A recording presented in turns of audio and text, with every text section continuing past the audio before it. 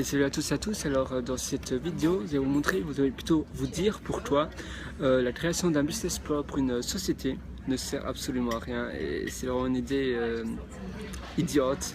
Par exemple, dans certains pays, c'est une obligation de créer un business plan, un plan d'entreprise, etc. Montrer dans combien d'années on aura fait combien. La société aura fait combien d'argent, etc., aura fait les revenus, etc., les dépenses, etc. Mais en fait, ça sert à rien et c'est complètement idiot, c'est complètement farfelu. Ça, on perd un temps de dingue et on n'est même pas sûr. C'est impossible de prévenir. On peut faire des études de marché, etc. Mais c'est vraiment très très dur et c'est tout souvent cher à se faire ça soi-même. Souvent, c'est pas une bonne idée. Et souvent on commet souvent des erreurs et après point de vue légal c'est pas reconnu et donc on peut avoir encore plus de problèmes et dans tous les cas franchement sauf pour les banques, pour pouvoir faire des prêts, il faut des business plans obligatoirement. Mais de toute façon, même si vous êtes un mec super connu par la banque, avec un business plan et tout ça, en tout cas, faire des prêts à la boîte, c'est-à-dire que votre business c'est un problème. C'est vrai que dans certains business on doit faire des prêts, mais bon voilà, ici on n'est pas vraiment dans ce type de business là, c'est vrai que tout ce qui est magasin, etc.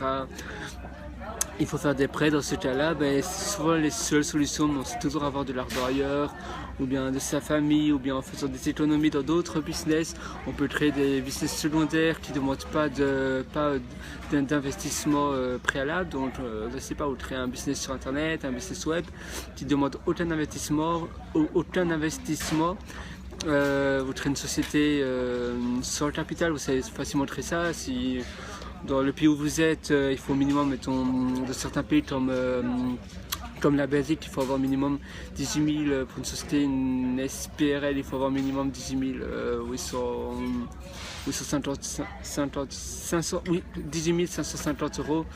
Mais la France aussi, soit il faut un capital minimum, mais sinon vous êtes dans un autre pays, mettons au Royaume-Uni, il faut une livre, simplement souscrire une livre et vous devez rien donner, donc ça c'est parfait. Dans d'autres pays, il y a tellement de pays, voilà, il ne faut pas toujours rester dans son pays, dans ce cas-là, et après vous retournez dans le pays où vous voulez retourner, hein, mais comme ça vous faites des économies et puis après vous recréez la société, un restaurant, mettons, avec le capital que vous avez fait avec l'autre société.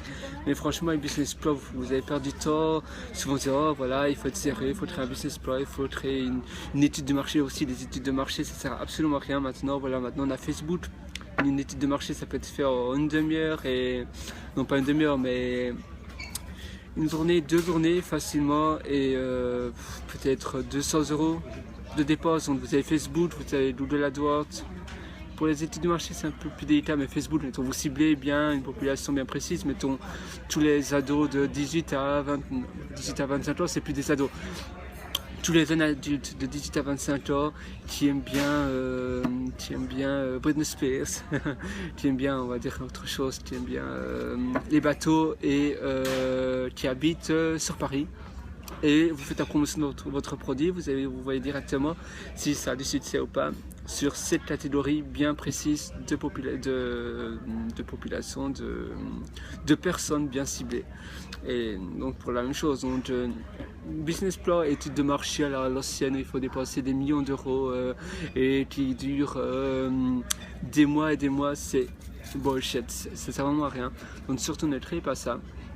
Ne faites pas de business plan, de plan d'entreprise, de machin chouette de plan, je ne sais pas quoi.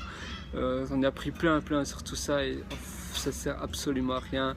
On se dit oh, dans 2 ans j'aurai fait autant de dépenses, ma société aura fait autant de machin, j'aurai un salaire de 4-5 000 euros par mois dans 3 ans mettons. En fait non, souvent c'est pas le cas, ou bien soit votre étude de marché était foireuse, soit il y avait un truc, mais c'est très difficile de prévoir à l'avance. Donc pourquoi perdre du temps inutilement, simplement rassurer plus ou moins les bots, et même maintenant les bots voilà, ils savent très bien que finalement c'est bullshit aussi. Donc voilà, donc surtout arrêtez business plan, arrêtez tout ça. Les études de marché, faites-les sur Facebook à la cool, vous verrez directement, c'est encore plus sûr, c'est beaucoup plus fiable que les études de marché à l'ancienne. Ça coûte 200 € maximum, donc c'est rien du tout pour une étude de marché. 200 €, c'est...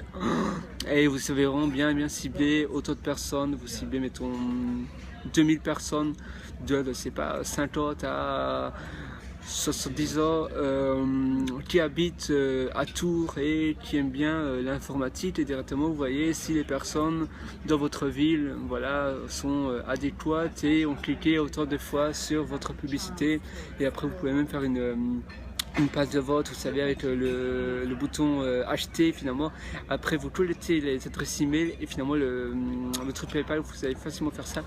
En fait, il ne prend pas les personnes, je crois, voilà, elle va acheter, quand ils sont sur PayPal, finalement ça met que voilà, il y a une erreur, et au fait après vous leur envoyez un email en disant que votre produit sera prêt dans un mois, machin.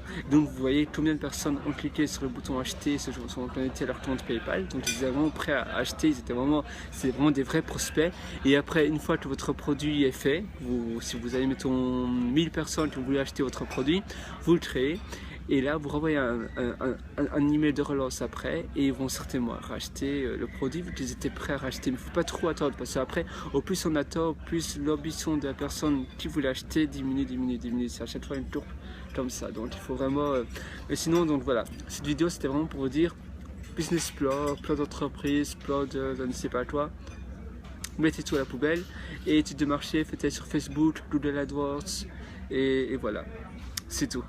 Donc voilà, j'espère que cette vidéo va vous servir et va vous faire gagner beaucoup de temps. Et surtout, voilà, c'est un peu comme en France aussi. Souvent, avant de créer une entreprise, il faut directement faire appel à un avocat, machin, pour voir si tout est en ordre. Non, créez d'abord votre entreprise à la cool, et après, mais c'est vrai, en fait, souvent en France, c'est vrai, d'abord on veut que tout soit conforme et tout aux normes, avec les mentions légales et tout ça, et finalement personne ne connaît votre entreprise. Non.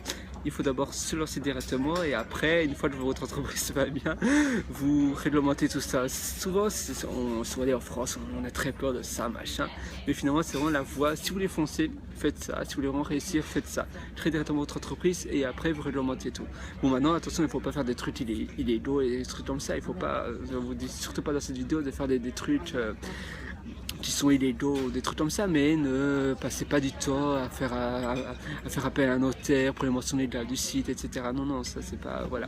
Vous faites ça après, d'abord, c'est votre business, c'est faire de l'argent premièrement, c'est encaisser des sous, faire de l'argent, avoir des prospects, avoir des emails, avoir des contacts de vos clients. Les clients sont les personnes qui vont racheter le plus chez vous. C'est les personnes, si une personne a acheté un premier produit chez vous, il y aura beaucoup plus de chances qu'il rachète un nouveau produit qu'un client froid, donc un client qui ne vous connaît pas. Justement, vos clients sont vraiment les personnes à chouchouter le plus, à vraiment, c'est vraiment les personnes qui ont facilement 80% de chances à racheter un nouveau produit chez vous. S'ils sont contents, bien sûr, mais voilà, si vous faites bien ça, il y a beaucoup de choses que vos clients seront contents. Donc voilà, j'espère que cette vidéo va un peu vous motiver et à directement foncer dans le monde du business, de l'entrepreneuriat. Alors salut, à bientôt, et pour une prochaine vidéo. Bye bye.